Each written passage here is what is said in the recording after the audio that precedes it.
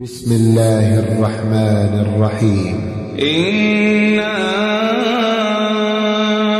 أرسلنا نوحا إلى قومه أن أنذر قومك من قبل أن يأتيهم عذاب أليم.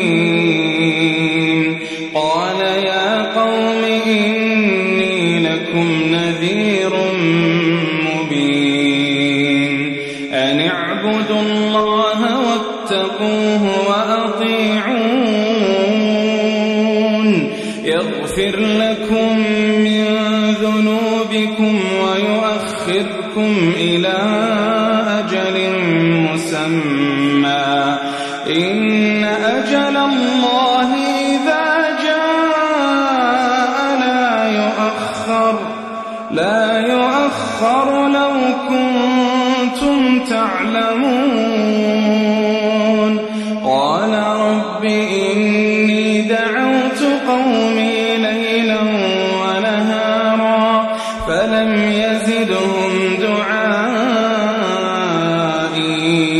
إلا فرارا.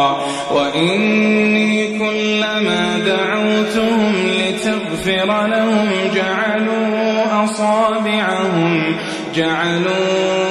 أصابعهم في آذانهم واستغشوا ثيابهم وأصروا واستكبروا استكبارا. ثم إني دعوتهم جهارا ثم إني أعلنت لهم وأسررت لهم إسرارا. فقلت استغفروا ربكم إنه كان غفارا يرسل السماء عليكم مدرارا ويمددكم بأموال وبنين ويجعل لكم جنات ويجعل لكم أنهارا. ما لكم لا ترجون لله وقارا وقد خلقكم أطوارا. ألم تروا كيف خلق الله 7 سماوات طباقا وجعل القمر فيهن نورا وجعل الشمس سراجا والله أنبتكم من الأرض نباتا ثم يعيدكم فيها ويخرجكم إخراجا.